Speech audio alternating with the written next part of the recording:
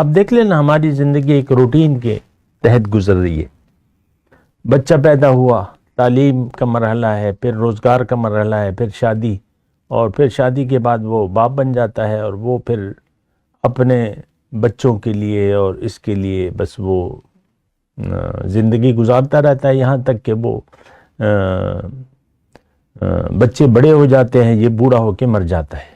عام طور پہ جو بھی اس نے کیا زندگی میں وہ غیر اہم ہے، وہ غیر اہم ہے. اگر آخرت کو بھول کر اس نے زندگی گزاری تو اس نے جو کچھ بھی کیا وہ برباد ہو گیا.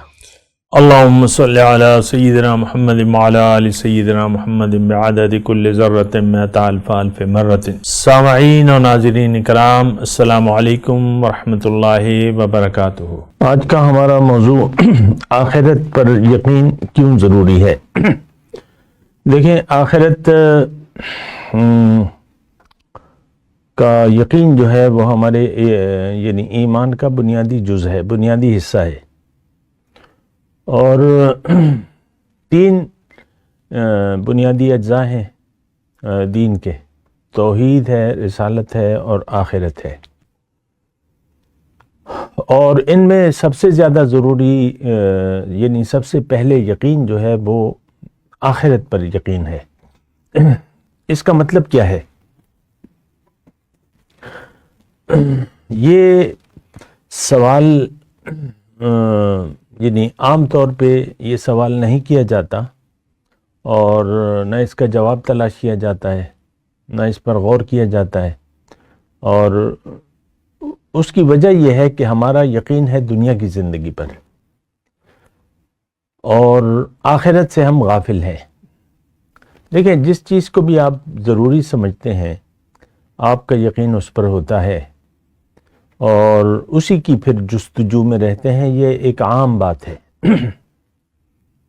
مثال کے طور پہ ایک بھوکا ہے، ایک وقت کا کھانا نہیں کھایا یا جو بھی ہے، تو اس کے لیے سب سے ضروری جو ہے بھوک مٹانا ہے. وہ ایک عام کہاوت ہے نا کہ بھوکے سے اگر پوچھو کہ 2 اور 2 کتنے ہوتے ہیں تو وہ کہے گا 4 روٹی. یعنی یہ ایک عام کہاوت ہے، لیکن اس پہ آپ غور کریں نا، یعنی بھوک اس کی ضرورت ہے بھوکے کی. اب اس کو سب سے پہلے اس کا جواب چاہیے اور اس کا حل چاہیے، بھوک کا مٹانا. اور دیکھ لیں، عام طور پہ ہم جو دنیا میں زندگی گزار رہے ہیں تو ہم پہلے ضروریات کو اہمیت دیتے ہیں. سب سے پہلے ضروریات کو اہمیت دیتے ہیں کہ ہماری کیا ضروریات ہے. اور چونکہ ہمارا یقین باطن پر نہیں ہے تو ہم ظاہر پر توجہ دیتے ہیں اور ظاہری ضروریات کا خیال رکھتے ہیں. مثال کے طور پہ آپ کی اولاد ہے، بچہ ہو گیا، آپ کی ساری توجہ جو ہے یعنی وہ بچہ جوان ہو کے شادی ہو جاتی ہے اس کی، لیکن آپ کے پیش نظر اس کا ظاہر ہی ہوتا ہے. بیٹی ہو جاتی ہے گھر میں تو یا بیٹیاں ہیں گھر میں تو اب ظاہر ہے کہ اس کو رخصت کرنا ہے، تو ایک عام والدین جو ہیں وہ اس کی شادی کا سوچیں گے اور سارے پلاننگ اس کے لیے کریں گے. اکثر مائیں جو ہیں تھوڑا تھوڑا جوڑتی رہتی ہیں بیٹی کی جہیز کے لیے، جو بھی ہوتا ہے. لیکن میں کہنا یہ چاہتا ہوں کہ ہم جو چیز ضروری ہوتی ہے اور جو چیز ضرورت ہوتی ہے، جو چیز ضرورت ہوتی ہے اس کو ہم ضروری سمجھتے ہیں، اسی کا حل ہم پھر تلاش کرتے رہتے ہیں. تو بہرحال یہ ایک مختصر جواب ہے کہ آخرت پر ہماری توجہ نہیں جاتی، کیونکہ آخرت کا تعلق تو باطن سے ہے، ظاہر سے نہیں ہے. اور ہمارا باطن پر یقین نہیں ہے، ظاہر پر یقین ہے، تو ظاہر کے بارے میں ہی سوچتے رہتے ہیں. بچہ جوان ہو کے بوڑھا ہو کر مر جاتا ہے، لیکن وہ باطن کے بارے میں نہ جانتا ہے نہ جاننا چاہتا ہے.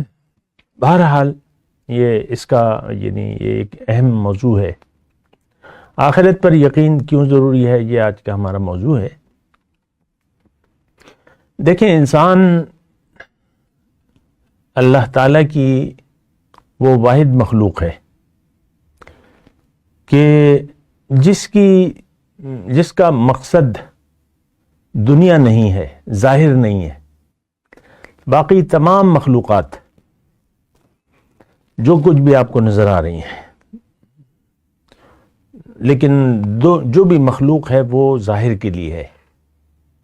یہ دنیا میں ہمیں جو کچھ بھی نظر آ رہا ہے تو وہ ظاہر کے لیے پیدا ہوا ہے۔ مطلب شہد کی مکھی کا کوئی اور مقصد ہے ہی نہیں، یا گائے، بھینس، بیل، بکری، گھوڑا، یہ جو بھی ہمارے عام طور پہ استعمال میں ہوتی ہیں چیزیں، اس کا کوئی اور مقصد نہیں ہے۔ حالانکہ اب گائے، بھینس جو ہے وہ ہم سے یعنی بہت زیادہ وزنی بھی ہے، بڑی بھی ہے، جسامت میں بھی، تو لیکن اس کا اور کوئی مقصد ہے نہیں۔ اور دوسری بات یہ ہے، یہ بات بھی نوٹ کر لیں کہ انسان کے علاوہ، یعنی ہمارے علاوہ، اللہ نے کوئی اور مخلوق ایسی نہیں پیدا کی جس کا مقصد آخرت ہو۔ کوئی اور مخلوق ایسی نہیں پیدا کی۔ اچھا، ہمارا جہاں تک تخلیق کا تعلق ہے، اللہ نے ہمیں دنیا کے لیے نہیں بنایا، یعنی صرف دنیا کی زندگی بلکہ دنیا کی زندگی تو ہمارا مدعا ہے ہی نہیں۔ یہ ایک ہماری ضرورت تھی، جس کا مقصد آخرت کو، ہماری آخرت کی جو زندگی ہے، اصل زندگی، تو اس کو بہتر بنانا تھا۔ اللہ نے قرآن میں فرمایا، ما هذه الحیات الدنیا الا لہو ولعب وان الدار الآخرۃ لہی الحیوان، کہ یہ دنیا کی جو زندگی ہے، یعنی آخرت کو اگر نکال دو تو یہ کھیل تماشا رہ جاتا ہے، لہو ولعب۔ آپ دیکھ لیں نا، ہماری زندگی ایک روٹین کے تحت گزر رہی ہے۔ بچہ پیدا ہوا، تعلیم کا مرحلہ ہے، پھر روزگار کا مرحلہ ہے، پھر شادی، اور پھر شادی کے بعد وہ باپ بن جاتا ہے، اور وہ پھر اپنے بچوں کے لیے اور اس کے لیے بس وہ زندگی گزارتا رہتا ہے، یہاں تک کہ وہ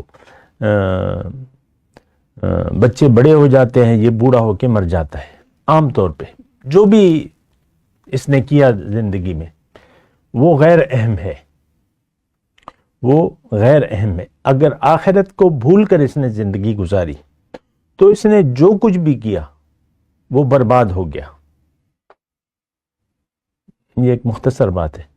جو کچھ بھی کیا، جو کچھ بھی حاصل کیا دنیا کا، وہ لا حاصل ہے، اس کو کچھ حاصل نہیں ہوا بربادی کے سوا۔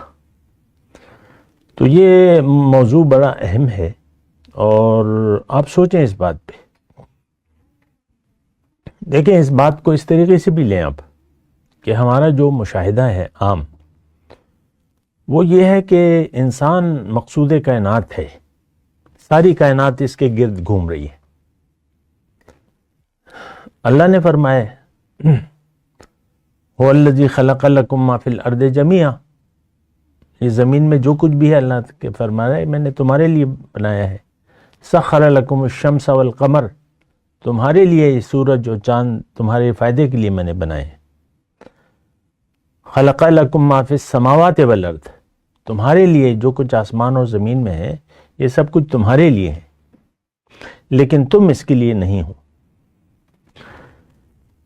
اور اللہ کے رسول کا وہ فرمان یاد رکھیں کہ الدنیا خلقت لکم وانتم خلقتم للآخرہ۔ اللہ کے رسول نے فرمایا، یہ دنیا، تم دنیا کے لیے نہیں بنائے گئے، یہ دنیا تمہارے لیے بنائی گئی ہے، اور تمہیں اللہ نے اپنے لیے یعنی آخرت کی کامیابی کی کوشش کے لیے بنایا ہے۔ یہ بات ذرا نوٹ کر لیں۔ تو دنیا کے لیے جینا کیا جینا ہے؟ صرف کھانا پینا تو نہیں ہے نا، عیش۔ ہمارا تو عام طور پہ آپ دیکھ لیں، ہمارا تو مقصود، محبوب، مقصود و مطلوب تو صرف دنیا کی زندگی ہے۔ ہر جو بھی مسلمان، ظاہر ہے کہ میں تو مسلمانوں سے مخاطب ہوں اس وقت، جو برائے نام مسلمان ہیں، ان سب کا مدعی زندگی دنیا ہے، اور ہم خیال دنیا میں زندگی گزار رہے ہیں، اور ہماری ساری توجہ جو ہے وہ ظاہر کی طرف ہے۔ کھاؤ پیو عیش کرو، کھا لے پی لے جی لے، دولت عزت شہرت،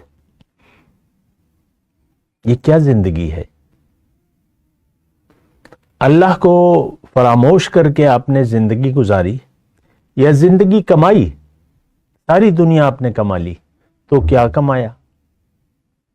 موت کے وقت تو سب کچھ چھوٹ گیا، ختم ہو گیا۔ بڑے بڑے بادشاہ اور سلاطین گزرے ہیں، لیکن وہ گزر گئے، بس ختم ہو گئے۔ وآخر دعوانا الحمد للہ رب العالمین۔